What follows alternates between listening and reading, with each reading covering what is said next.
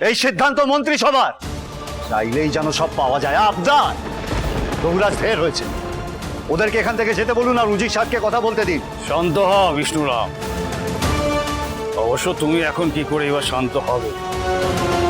চুলে তো পাক তোমারও ধরেছে না। তুমি নিশ্চয় এখন আন্দাজ করতে পারছো যে এই মুহূর্তে রাজসভায় কি বৈপ্লবিক ঘটনা ঘটতে চলেছে। দেবী প্রসাদ আরো একবার এই রাজসভায় কোণঠাসা হয়েছে, যেখানে কোনো ষড়যন্ত্র নেই, যেখানে কোনো রাজনীতি নেই, আছে শুধু সাধারণ প্রজাদের ভালোবাসা তাদের রানীর প্রতি, রাজরাজেশ্বরী ভবানীর প্রতি। উজির সাহেব,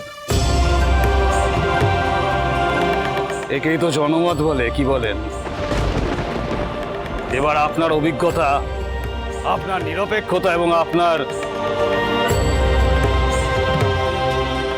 বিচার বুদ্ধিতে সঠিকভাবে বলুন যে এই সিংহাসনে বসার যোগ্যতা কার আছে।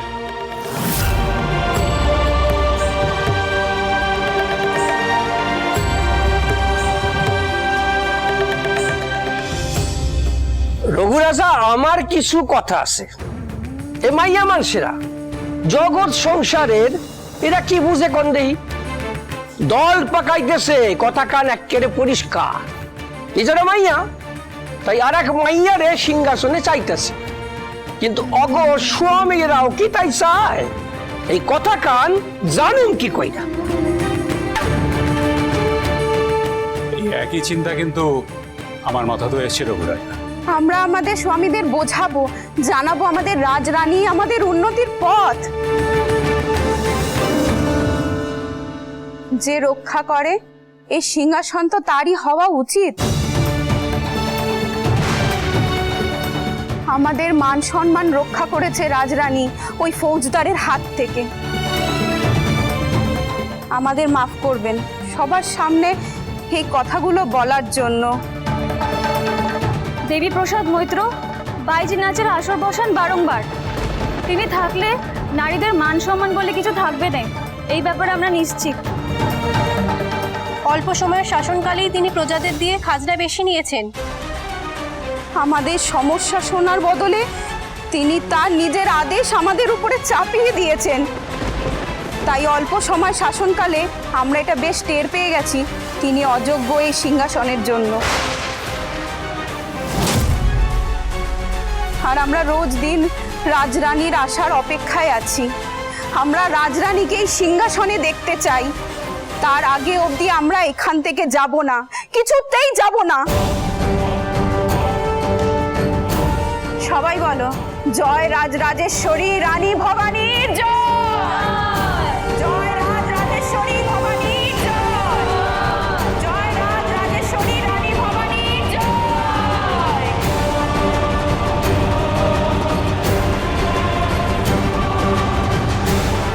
আপনারা দয়া করে থামুন। এখানে একখানা সভা চলছে, সুষ্ঠুভাবে সেই সভা হতে দিন। ও টাকমা, টাকমা তুমি কিছু কইবে না? হ্যাঁ দেখ, কিছু কওনের মুখ আছে নাকি? একদল মাইয়া আইসা কি যে হই হই করে কইরা দিল, ব্যাস আমি তো একবারে চুপ কইরা গেলাম, আর কিছু কওনের লাগছে না। আমরা ব্রাহ্মণদের বাদ দিয়ে বাকি প্রজাদের মেনে চলি উজির সাহেব। তারা তো সবাই ভবানী মাকেই চাইছেন। এবার আপনি কি করবেন? জনমতের বিরুদ্ধে যাওয়ার ক্ষমতা আমার কখনোই ছিল না। বেশ, আপনারা সবাই যখন চাইছেন তখন উজির সাহেব,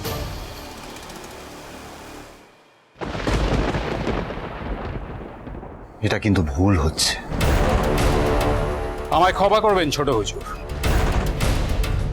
প্রজাদের সিদ্ধান্তটাই এখানে চূড়ান্ত সিদ্ধান্ত হওয়া উচিত।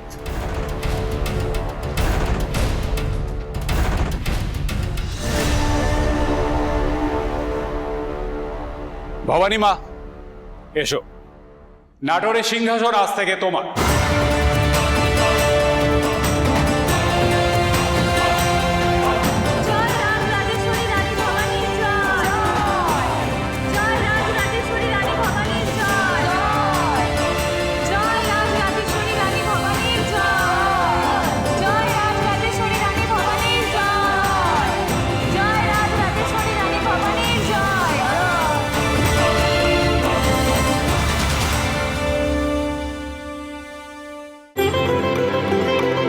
ঈশ্বর তোমার মঙ্গল করুন মা। রানীমা দীর্ঘজীবী হন।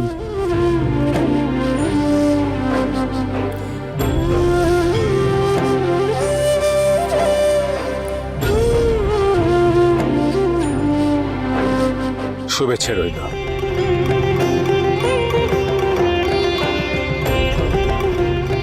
জানি না এক নারী কিভাবে রাজ্য চালাবে, তবে সারা জগতের নজর থাকবে এখন থেকে নাটোরের ওপর।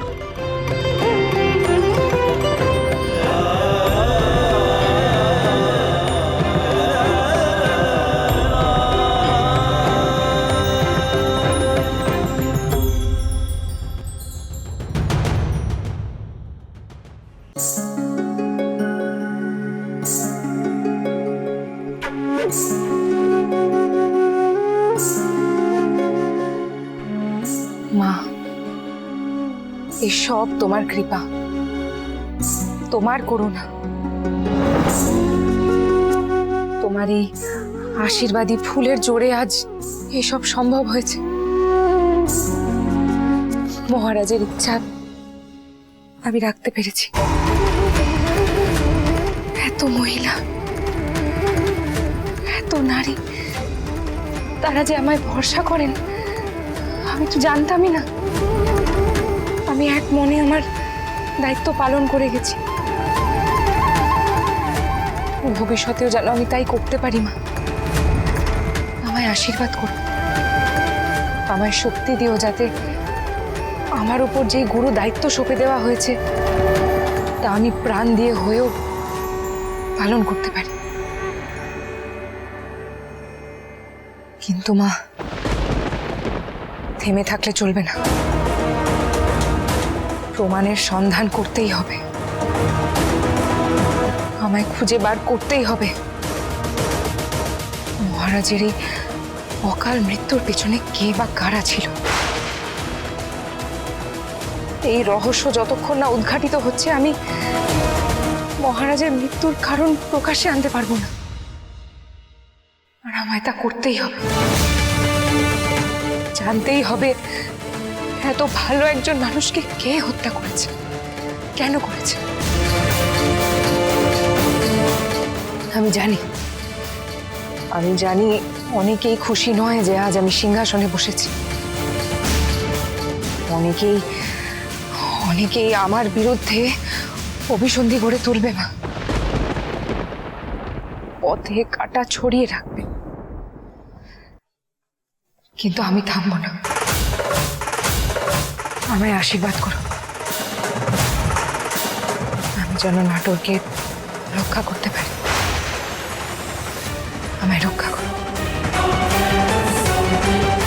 জয় মা ভবানী।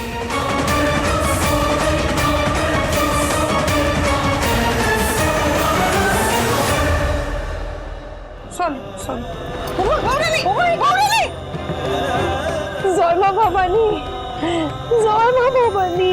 একই দিনে দুই খান সুখবর। এই যে ভবানীর গর্ভে যে সন্তান, সে সন্তান আসলে কার? মানুষের মনে যদি একবার সন্দেহ গুঁজে দেওয়া যায় না, বাকি কাজ আপনি আপ হয়ে যায়। এবার ওর চরিত্রের বদনাম রটবে।